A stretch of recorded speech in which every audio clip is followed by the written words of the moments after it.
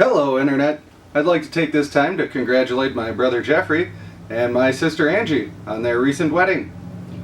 Well, they're not brother and sister. That would be really weird. She's my sister-in-law now, so there should be a better term for that, I think. Like, I don't know, wedblings? It's time to start the show. It's time to start the show. Ready, go! Hey, asshole. I see you back there behind the counter picking at your fingernails. Are you actually practicing for the Bitch Face Olympics? Because if you are, that permanent scowl is winning. I have to admit though, I might also be a little bit Krabby Patties if I had to tuck that ginormous shirt into my leggings. Your boss seems to have given you a blue pirate sail for a work shirt. Why, you may ask? Probably because he knew that you were a thunder cunt from the moment you walked into the interview, but his marriage is in shambles, so he hired you anyway so you could be the surrogate whorebag that he gets to dump all his emotional baggage on. And step one of that process is to make you wear a glorified potato sack. I'm not just picking on the girl who's kind of hot and has resting bitch face, although we all know she's one of the worst offenders. This applies to all the dumpy fucks that I have to deal with just to purchase a case of beer and some KY jelly and some gummy worms. And anything else that I need for my Friday night starter pack. I understand that we all have bad days. And retail work sucks 100 Guatemalan donkey dicks.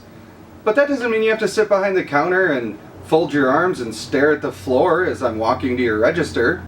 It really isn't good for business when the one person that I have to come into contact with to complete this transaction is a joyless, depressing fun sponge who's completely devoid of all life and can't even muster the simple task of faking a smile. And the worst part is that when a situation arrives when there might actually be some talking required, you can't even do that.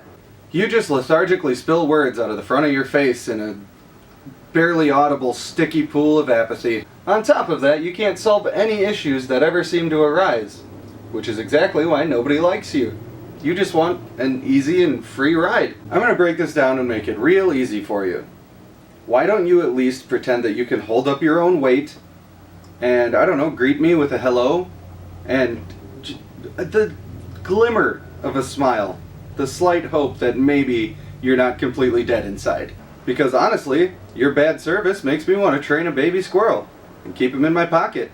And every time I yell, "Rico, attack!" he'd jump forth, frothing at the mouth with rabies and bite you right in your fun bags. And if you're wondering why I'm smiling even though you're displaying your best attempt at antisocial body language, it's because I'm laughing at the thought of Rico jumping out of my pocket, perfectly executing the 360 no-scope titty chomp that I've been training all his life for, and giving you rabies. Teaching you a lesson, motherfucker. Yeah, his name is Rico, because despite being riddled with rabies, he's actually quite the ladies' man. Okay, love you, bye! It's time to meet the kitties, y'all! This is Bellatrix, and she wants to be held about as much as that asshole wants to go to work. It really isn't good for business when the one person that I have to come into contact with to complete this transaction is words that are descriptive and funny. This is Piper, and she's really pissed that the other two kitties are back. So why did your boss have to give you a blue pirate sail for a work shirt? Probably because he knew from the moment you walked into the interview that you were a giant thunder cunt. But he thought he'd hire you anyway, because his marriage is in shambles, and he needs somebody that he can poop on from time to time, and that just happens to, That's right. Words. By the way, there's going to be a lot of cars and annoying sounds in today's video, because I live on Main Street, and it happens to be the main street that people drive on. So, yeah.